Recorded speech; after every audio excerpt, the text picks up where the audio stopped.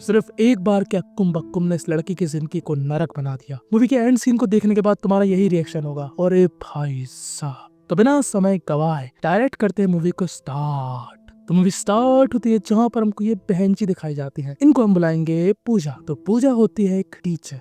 तो पूजा यहाँ पर काफी अजीब सा बर्ताव कर रही होती है। उसको ऐसा लगता है कि कुछ हुआ है, बट उसको याद नहीं कि क्या हुआ। खैर पूजा, जिसका इस घर में उसके पति के अलावा कोई और नहीं होता है दूजा, इसके पति को हम बुलाएंगे सौरभ। तो सौरभ पूजा की लाइफ का होता है हीरो, बट सौरभ का डैमेज 100% और रिजल्ट होता है 0। साफ शब्दों में कहा जाए तो भाई को गन चलाना तो आती है, बट उसकी बुलेट से पूजा को चोट नहीं लगती। इनकी शादी को 4 साल हो चुके हैं, बट अभी तक पूजा का भटूरा नहीं फूला। और प्रॉब्लम सौरभ में है, पूजा में नहीं। जिसके लिए लोग क्या कर रहे हैं, खूब सारी मेडिसिन ले रहे हैं, बाबाओं के पास जा रहे हैं, तरह तरह के तरीके अपना रहे हैं, सिर्फ और सिर्फ एक बच्चे के लिए। खैर सौरभ काम पे चला जाता है और पूजा यहाँ पर बाथरूम में अपने कपड़े उतार रही होती है। उसको अपनी बॉडी में कुछ अजीब सा लगता है कि कुछ तो हुआ है भाई साहब, बट उसको समझ में नहीं आता। खैर यहाँ से सीन शिफ्ट होता है और हमको दिखाया जाता है सौरभ, जो कि एक हॉस्पिटल में जॉब करता है, और ये बंदा होता है सौरभ का दोस्त, जिसको हम बुलाएंगे मुरली। खैर तभी यहाँ पर आता है सांड जैसा पुलिस वाला। शक्ल से ही वो दिख रहा था हरामी साला। वो एक पेशेंट का रूम पूछता है सौरभ से, और रूम में पहुंचने के बाद ये बात करना चाहता है इस लड़की के पेरेंट्स से। इस पुलिस वाले को देखकर इस लड़की के माँ बाप की दुखी हो गई थी शक्ल। इस पुलिस वाले ने अंदर घुसते ही साथ सौरभ से बोला,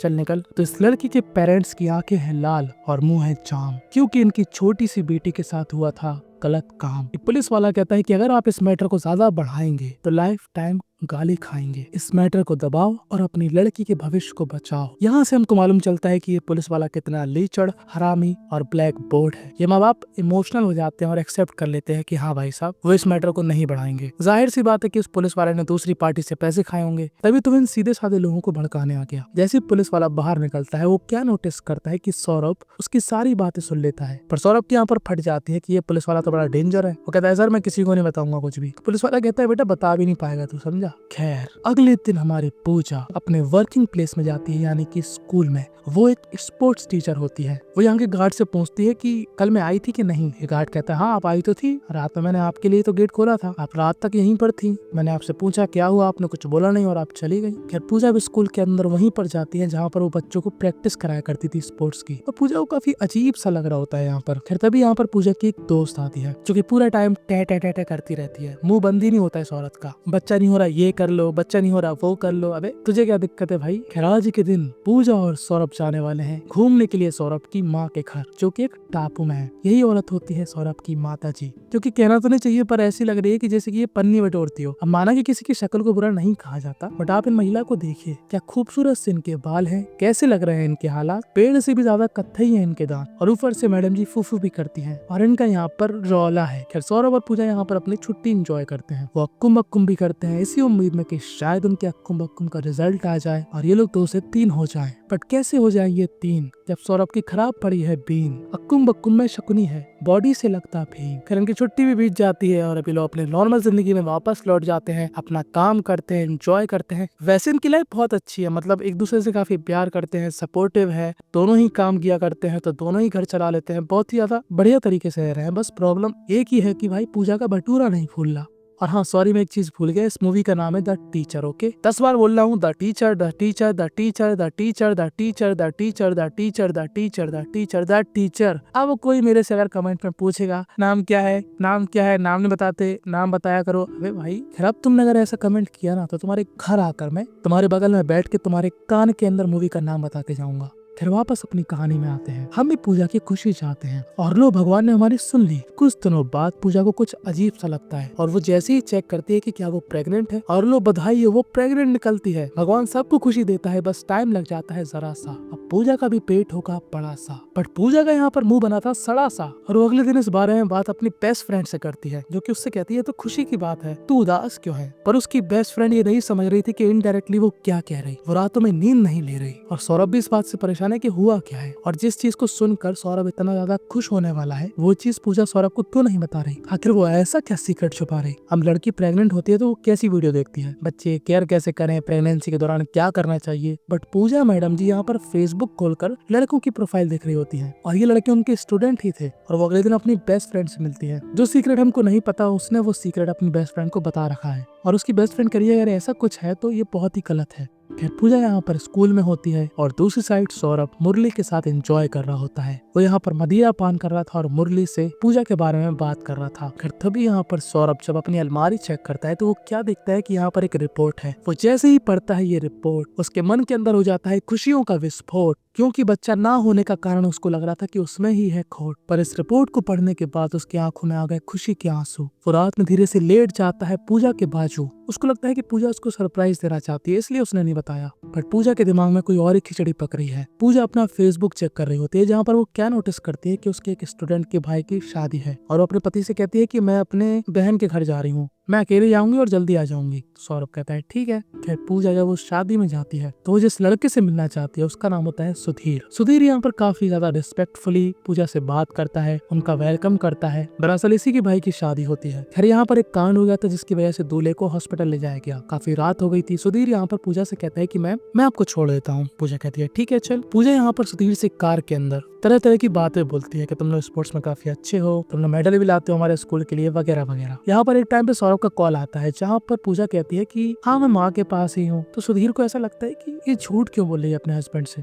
फिर तभी यहाँ पर सुधीर बस स्टैंड पर आता है। पूजा कहती है रुको मेरा पर्स यहीं पर रखा हुआ है, मैं आती हूँ चेक करके कि बस अवेलेबल है कि नहीं। पूजा यहाँ से जाकर बैठ जाती है एक जगह बहुत ही ज्यादा घबरा कर, क्योंकि उसके अंदर चल रही थी कोई और ही कहानी। वो यहाँ पर टाइम पास करने के लिए ऑर्डर करती है नींबू पानी। वो थोड़ी देर टाइम पास करने के बाद दोबारा सुधीर के पास आती है और कहती है सुधीर एक बस है यहाँ पर, तो अब तुम जाओ मैं निकल जाऊंगी। और वो जैसे ही बस की सीट पे अपनी तशरीफ रखती है सबसे पहले अपना फोन चेक करती है, जहाँ पर हम लोग क्या देखते हैं कि वो पूरे टाइम रिकॉर्डिंग कर रही थी। जब सुधीर उसके पर्स के साथ कार में अकेला था तब उसके फोन की रिकॉर्डिंग चालू थी। आखिर वो ऐसा क्या पता करना चाहती है। और जब वो रिकॉर्डिंग सुनती है तो हम लोग क्या पाते हैं कि सुधीर यहाँ पर अपने दोस्तों से बोल रहा है कि अब यार वो फिर आ गई, मुझे लगता है उसको शक हो गया, अब हम लोग पकड़े जाएंगे, मैंने तो कुछ किया भी नहीं था, तुम ही लोगों ने रायता फैलाया है। और ये बात सुनने के बाद पूजा के बिगड़ जाते हैं हालात। वो अपना होश खोने लगती है और बिलक बिलक के रोने लगती है, क्योंकि जो स्टूडेंट उसको लग रहा था आम, उसने अपने दोस्तों के साथ मिलकर पूजा के साथ किया था गलत काम, जिसका पूजा को शक था। रिकॉर्डिंग में ये भी मालूम चलता है कि पूजा को वो सब चीजें क्यों याद नहीं है ठीक से, क्योंकि पूजा को कोई नशीली चीज दी गई थी, जिसके बाद पूजा होश में तो थी बट उसको पता नहीं था कि वो क्या कर रही है, कहाँ जा रही है। फिर तभी होता है नया सवेरा और हमको दिखाया जाता है सौरभ का चेहरा। सौरभ जो कि यहाँ पर हॉस्पिटल में आया था डॉक्टर के पास, उसी हॉस्पिटल में काम किया करता था। ये डॉक्टर गर्भवती महिलाओं को देखती है। तो ये डॉक्टर सौरभ के आते साथ कहती है कि तुम्हारी बीवी उस बच्चे को दुनिया में क्यों नहीं लाना चाहती है। तो सौरभ कहता है ऐसा तो उसने मेरे से कुछ भी नहीं कहा। तो डॉक्टर को लगता है कि क्या उसने कुछ ज्यादा तो नहीं बोल दिया, क्या पता इसकी बीवी का किसी और ने तो खाता नहीं खोल दिया, तभी इसकी बीवी इसको कुछ नहीं बता रही। अब जैसे ही सौरभ घर में आता है पूजा भी घर में होती है और वो पूजा की कंडीशन देखकर समझ जाता है कि हाँ वो प्रेग्नेंट है,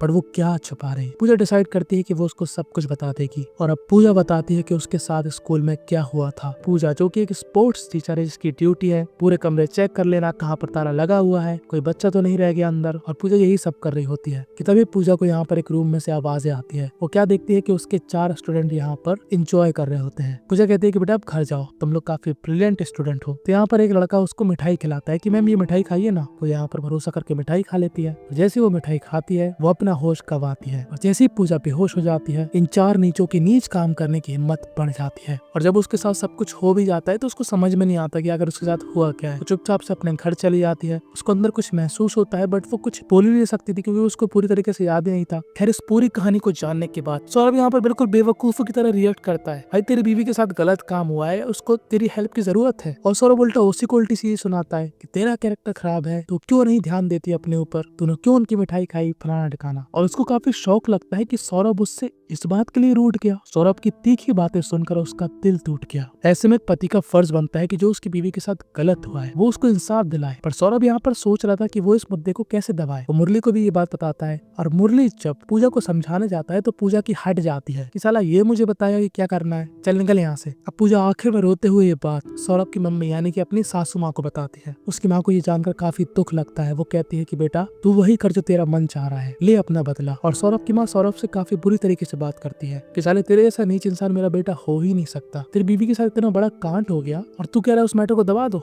खैर सौरभ अपने घर में है और पूजा अपने पापा वाले घर में आ चुकी है। खैर उसको फेसबुक से एक और लड़के के बारे में मालूम चलता है जो उन 4 लड़कों में शामिल था, जिसको हम बुलाएंगे प्रतीक। तो प्रतीक यहाँ पर डिलीवरी बॉय का काम करता है, जिसको पूजा ढूंढ लेती है। पूजा यहाँ पर प्रतीक से कहती है बेटा तू हो गया है बड़ा, और पूजा उसको छू कर उसके अरमानों को कर रही थी खड़ा। वो उसको एक होटल में मिलने के लिए बुलाती है। खैर प्रतीक से यहाँ पर लार टपक जाती है कि वाह पटाखा खुद ही मेरे पास आ गया और कह रहा है मुझसे कि मुझे फोड़ दो। पर पूजा का यहाँ पर एक और आदमी साथ दे रहा होता है। ये पहनता नहीं है वर्दी, देखने में लगता है ठरकी, पर वो जानता है कि ये लड़की है घर की, यानी कि पूजा के पापा ने कुछ एहसान किए थे जिसकी वजह से ये लड़का आज इस मुकाम पर पहुंच चुका है। तो वो उसकी हेल्प कर रहा है, वो उसको दीदी दीदी बुलाता है। खैर अगले दिन जब पूजा प्रतीक से मिलने चाहती है, प्रतीक यहाँ पर रेडी स्टेडी गो करके एकदम धप्पा कर देता है उस पर। अब पूजा को काफी अजीब लगता है कि यार ये तो बड़ा तेज है, इतनी जल्दी स्टार्ट हो गया। पूजा कहती है रुको जरा सब्र करो। वो बाथरूम में चली जाती है और थोड़ी देर के बाद वो जैसे ही बाथरूम से बाहर निकलती है वो क्या पाती है कि यहाँ पर अकेला प्रतीक नहीं है, उसके 3 और दोस्त हैं जिन्होंने उसके साथ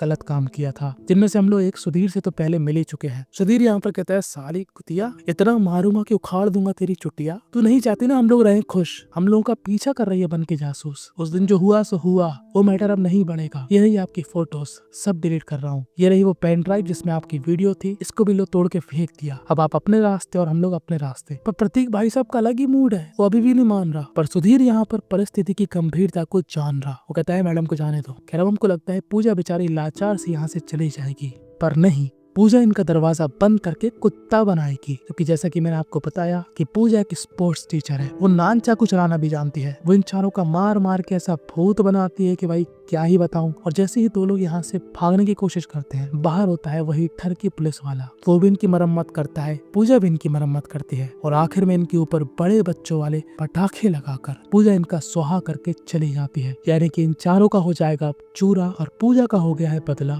पूरा। और मूवी के आखिर के सीन में वो सौरभ के साथ अब नहीं रहना चाहती है और जो बच्चा उसके पेट के अंदर है वो उसको दुनिया में लाना चाहती है। और बस यहीं पर ये मूवी एंड हो जाती है। इस मूवी से हमको यही सीखने को मिला कि जिससे आप प्यार करते हैं असली प्यार तभी दिखेगा जब आप उसका मुसीबतों में साथ दें। ये नहीं कि उसकी जिंदगी में कोई रायता फैला हुआ है और आप और रायता फैला रहे, सपोर्ट तो कर नहीं रहे हो, उसके दिमाग की माँ बहन कर रहे हैं जैसे सौरभ कर रहा था। वो बात जानने के बाद ऐसा मत करो मेरी जान, ऐसे टॉक्सिक लोगों से रिश्ता ना बनाए। और हाँ तुम लोग कमेंट पे अपना नाम लिख सकते हो जिसको मैं यूज करूंगा अगली वीडियो में। और हाँ ध्यान से मेरा टेलीग्राम ज्वाइन कर लेना क्योंकि वहाँ पर तुमको भर भर के अच्छी चीजें मिलती हैं। Subscribe my channel now. Tata bye bye, खाओ पियो सो जाओ।